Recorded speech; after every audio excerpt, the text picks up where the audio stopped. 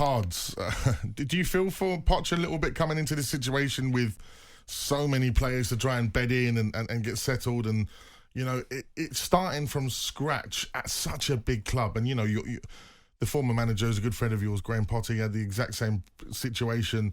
It's a bit of a circus at Chelsea. Well, I mean, Poch, he's only had 2 games, but he has had a sort of long period. He seems to have been a long period at Chelsea, because he had that sort of back end where he was watching the games or whatever.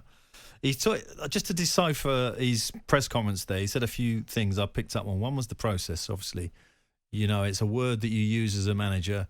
It protects you a little bit. We have a process in place. We need to get to it, right? So that's one thing. He also said they need to be more clinical in the final third. Well, that's always a managerial talk because you're missing chances, and I wouldn't say they missed clear chances today, but they had chances in the game where it could have changed. He missed a penalty, for example. Yeah.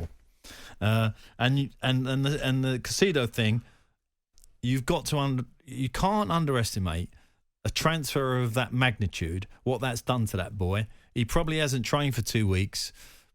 Poch is probably looking at the game thinking, should I use him? Should I not use him? Look at the game. It's not really going our way. Everybody's expecting to see him, and probably put him on when maybe it wasn't, perfect for him, and it's turned out to be ugly in terms of him conceding a goal and not looking up to the pace.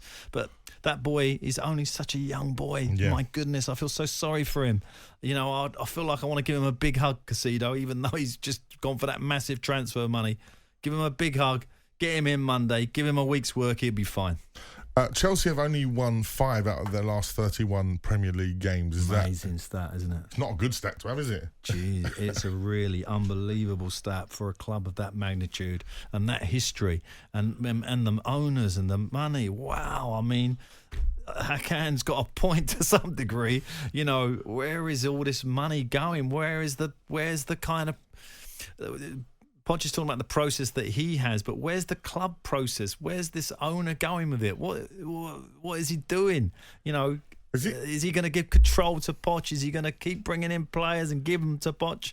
Wow, no one knows really. Is he trying to implement a very American style of running a franchise, as they'd say in the United States, into English football that just doesn't really work? Young players on these long contracts. It's very similar to things like the NFL and the NBA, these long contracts for young players, and they're for a long time. And I think there's also another thing, and I don't know if you watch Netflix about those fly on the wall documentaries. Yeah. Owners go in dressing rooms in American sport, and Todd goes in the dressing room at Chelsea, and that's unusual.